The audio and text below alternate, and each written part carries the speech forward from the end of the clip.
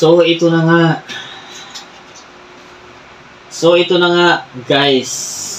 Ito na ang pinakaabangan main event ng vlog natin. For today's videos for today. Ready na ba kayo? Ito ang ating tatalakayin, mga idol. Tanong ng mga netizen. Ano ang nagpapahirap sa mga Pilipino? Ayan. Magandang tanong yan. Magandang tanong yan. Sasagutin natin yan ng simpleng logic. Okay? Simpleng logic. Common sense, mga idol. Okay? Bago ang lahat, tatagayan ko muna kayo ng isa. Tapos hihipakan ko kayo ng isa. Tapos sisimulan na natin. Napakahabang topic nito siguro. Bigyan nyo ko ng 25 minutes para mag-explain. Okay? Thank you.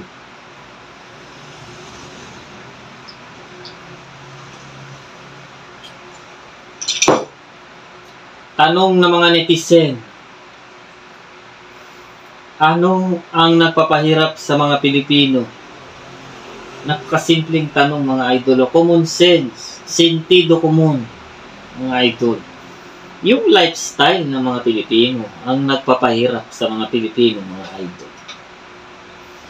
Sa totoo lang, napakadali lang ng buhay, mga idol. Mabuhay ka lang ng simple. Simple. Walang luho. Okay? Wala kang problema. Ang problema kasi yung lifestyle ng mga Pilipino, one day millionaire yan. Okay? 90% ng mga Pilipino, one day millionaire. 10%, yun ang mga mindset ng mga mayayaman. Okay? 10%, yan ang mga mayayaman, mga idol. Yung mga mindset nila na sobrang kuripot, sobrang tipid. Okay? Kaya pa yan. Pagtsagaan pa yan. Okay? Ganyan ang mindset ng mga mayayaman. 10% ng mga Pilipino, yan ang mga mayayaman. Yan ang mga mindset nila, mga idol. Okay? Tatalakayin natin, iisa-isahin natin yan, mga idol. Ha? Okay? Hindi ako nagbasa ng libro dyan, mga idol. Ha? Sentido común. Common sense na lang yan kasi, mga idol. Yung lifestyle ng mga Pilipino, iyan ang pumapatay sa mga Pilipino. At pumapatay rin sa budget ng mga Pilipino. Okay? Mababa ang sahod, empleyado. Tapos yung lifestyle naman, pang-presidente ng Pilipinas. Talagang hindi tayo huusad niyan, mga idol. Pag ganyan ang mindset natin. Okay?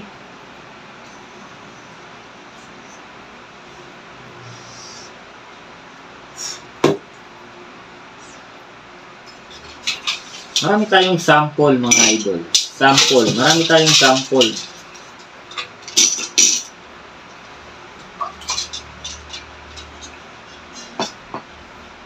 Marami tayong example, mga idol. Sample mo na lang yan. Okay? Sa Wi-Fi, mga idol. Okay? 3 klase ng Wi-Fi. Ang alam ko, isa lang ang Wi-Fi. 3 klase pala, mga idol. Okay? Yung normal na Wi-Fi na binabayaran mo, buwan-buwan, which is 2,000, yun yung normal na Wi-Fi. Okay? Ang mga Pilipino, may Wi-Fi na, meron pang data. Okay, meron pang data sa cellphone. Sabihin na natin, ang data sa cellphone is 100 pesos, 3 days. Yan ang data sa cellphone, ha? 100 pesos. 3 days. Okay? Sabihin na natin 100 pesos. O, sige. 100 pesos mo na lang. Times mo sa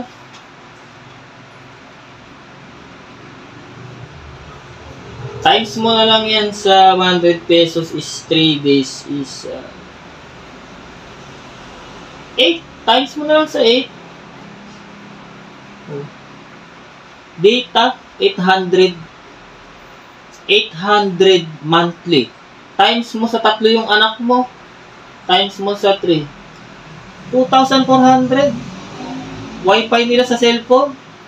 May Wi-Fi naman sa bahay. O, ayan, meron pang 2 klase ng Wi-Fi, meron pang pangatlo pala. Okay, yung Netflix, o sabihin na natin yung Netflix 150 monthly. Times mo sa 5 mong anak. Kanya-kanya silang Netflix sa cellphone eh. Times mo sa 5. 750. Okay? Plus mo sa 800. Plus mo sa 2,000.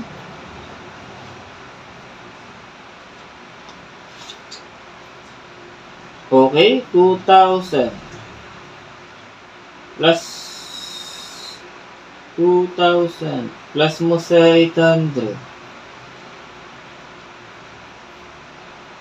O, sabihin na natin 5,000.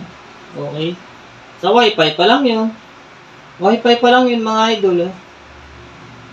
Nag-aaksaya na ang mga Pinoy ng 5,000 sa isang buwan. Netflix data. Okay? Kung gano'ng karami yung anak mo, lahat yan, kanya-kanyang cellphone. Kanya-kanyang data, kanya-kanyang Netflix. Okay? Pwede namang isang Wi-Fi lang. Pagtsagaan na lang nila. Gusto kasi nila habang naglalakad sa kalsada, may Wi-Fi. Diba? Ayan ang lifestyle. Yan. Sa Wi-Fi pa lang yan, ha?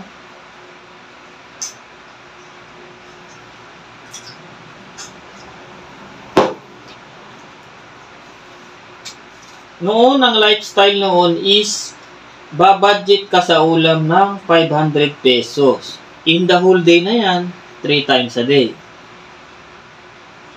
Pwede ka pa nga magmerienda eh. Luluto ka ng 500 pesos na ulam sa isang araw, ha? Sa isang araw yan, ha? Breakfast, lunch, and dinner. Yan ang noon. Yan ang budget noon sa pagkain. 500, ha? Times mo sa 30. 15,000 pagkain. Yan ang yung budget. Sa isang buwan. Okay? Yan yung normal na ulam. Halimbawa, magluluto ka ng adobo. 1 kilo. Ulam nyo na yan. Breakfast, lunch, and dinner. Okay? 15,000. Kapagkain pa lang yan. Okay? Yan yung dati. Okay? 500 a day is kasya na yan. Kaso, ang mga lifestyle ng mga Pilipino ngayon is meron pang midnight snack. Okay? Midnight snack. Oh, Jollibee, McDo, Chowking, mga fast food. O, sabihin na natin ang midnight snack nila is, sige, tawar, sabihin na natin 350. 350 times mo sa 30. 10,500, midnight snack. Midnight snack lang. Okay? Yan ang lifestyle ng mga Pilipino, mga idol. Diba? Midnight snack yan, ha? Merienda. Meron na ngayong merienda. Dati kasi merienda, pandesal lang. Ngayon, iba na. Nag-upgrade na ngayon mga idol. Eh. Okay? Meron ng milk tea, coffee jelly, milk tea. Milk tea, sabayan mo ng pizza. Okay? Merienda. Sabihin na natin, merienda is, sabihin na natin, around 300 pesos a day. Ha? A day. Times mo sa 30, 9,000. Merienda. Midnight snack, 15,000. 24,000. Breakfast, lunch, and dinner, normal meal. 15,000. Plus mo sa 15,000. 39,000. Pagkain pa lang yan, mga idol. Ayan ang lifestyle ng mga Pilipino. Diba? Yan ang mga lifestyle ng mga Pilipino ngayon. Yan ang nagpapahirap sa atin. Yung lifestyle. Pwede naman natin gawin 500 a day na lang. Wala na yung midnight snack. Tsaka merienda. 500 a day na lang. Times mo sa 30. 15,000. Okay? Ang layo ng diferensya. Kung normal food, 15,000. Samahan mo ng lifestyle, magiging 40,000. Okay? 40,000. Minus 15,000. 25,000 ang natipid mo. Kung wala kang lifestyle, may lifestyle ka na ngayon. Diba? Ayan ang mga lifestyle ng mga Pilipino, mga idol. Mga pumapatay sa budget ng mga Pilipino. Hindi lang sa budget, pati sa katawan ng mga tao.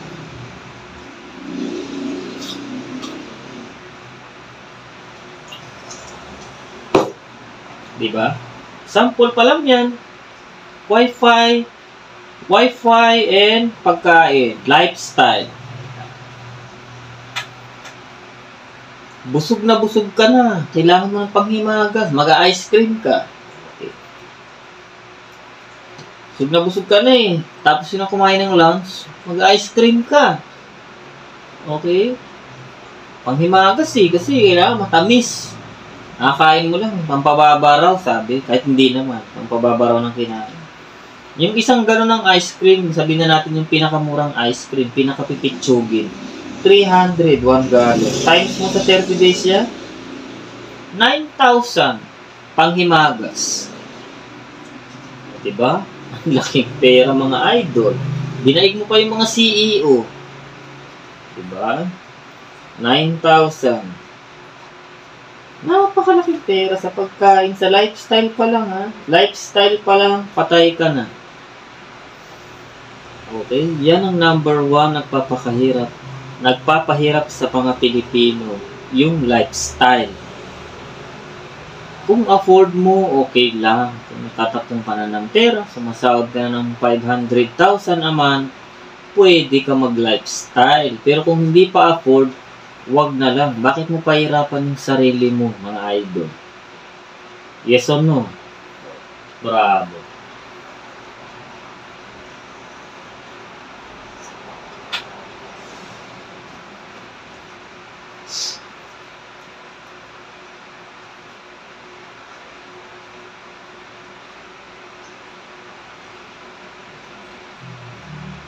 Pagkain pa lang yan ha. Wala pang bisyo. Okay? Wala pang bisyo yan. Okay? Sa pang-alak, sabihin na natin, iinom ka ng ng isang Red Horse, pulang kabayo, sa isang gabi. Hindi mo na maano. Kumbaga, bago ka matulog, kailangan mong uminom ng Red Horse. Kailangan mong uminom ng Red Horse. 60 pesos. Tuwing gabi yan ha. Times mo sa 30 yan. 1,800 buwan-buwan. Para lang dun ha. Para lang dun sa bisyo mo. Samahan mo pa ng sigarilyo. Okay, sigarilyo. 70 pesos na lang. Times mo sa 30. 2,100 sigarilyo. Bisyo. Okay. Bisyo mo 3,000 a month. Ayan ang lifestyle na sinasabi ko sa inyo mga idol. Pumapatay sa mga Pilipino. Yan. Yung lifestyle. Pwede ka naman pagpagod matulog ka na lang eh. Huwag ka nang uminom. Diba? Oh. Kailangan mo pang magbisyo. Pinapatay mo na yung katawan mo. Pinapatay mo pa yung budget mo. Ayan. Number 1. Pumapatay sa mga Pilipino mga idol. Mga lifestyle nila mga idol. Sabi ni idol.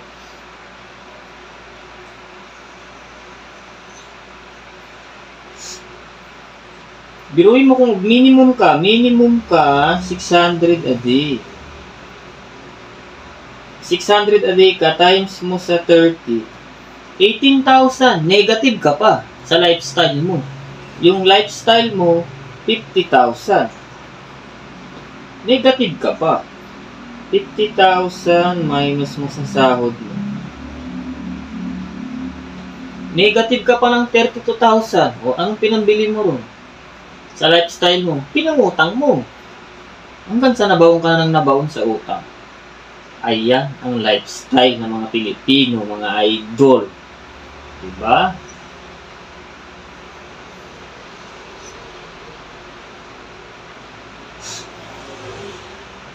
Yan.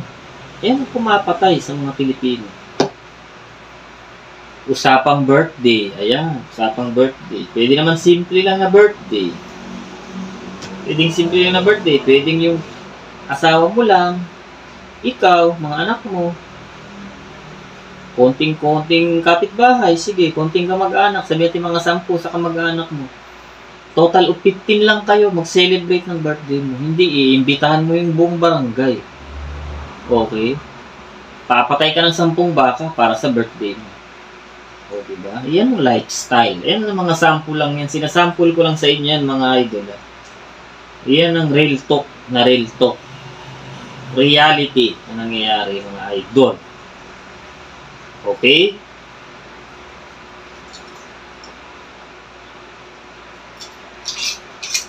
Yan ang reality na nangyayari.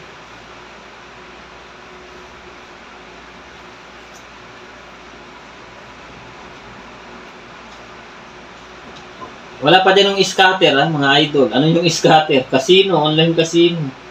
Wala pa yung casino dyan, ha. O, babudget ka sa casino ng 200 a day, times mo sa 30 days. 6,000 para lang sa casino. Online casino, scatter. Ayan ang mga nauuso ngayon, eh. Diba? Scatter. Diba, mga idol? Yan ang usong-uso ngayon, yung scatter.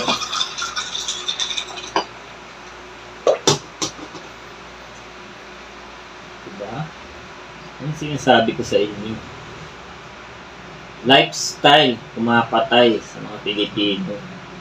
Pumapatay sa katawan, pati sa budget. Ayan. Tanggalin yung lahat ng lifestyle na yan. Mabuhay lang kayo ng simple. O, diba? Wala kayong problema. Wala kayong utang. Diba? Ganun lang. Mga sample lang yung binibigay ko sa inyo. Tanong ng mga netizen. Ayan, sinagot ko na. Okay na yan. Sample lang yan. Sinample lang ko lang kayo ng mga lifestyle nyo.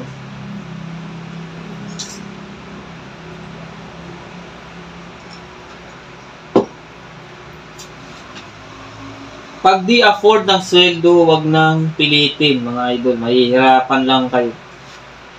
Okay? Mahihirapan lang.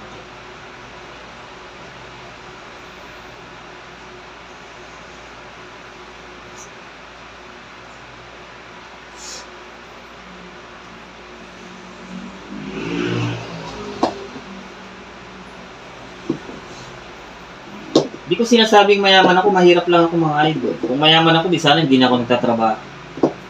Diba? Mahirap lang ako, isa lang akong hampas lupa. Okay? Kung ano lang yung kaya, yun lang. Huwag na magdagdag ng extra. Okay? Huwag niyong pahirapan yung mga sarili.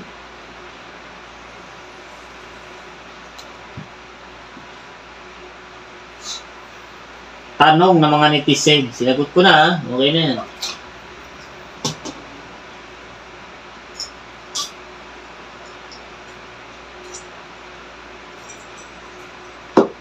Anyway, thank you for watching, ha?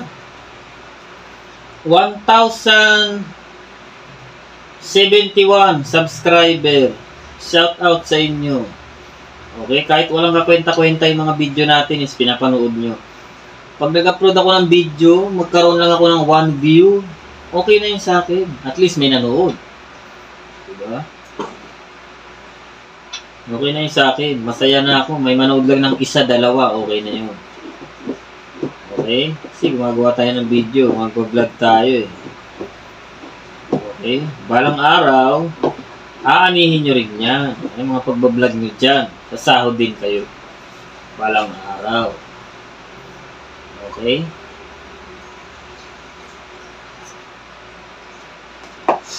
Thank you for watching. Matutulog na ako. Ciao, ciao.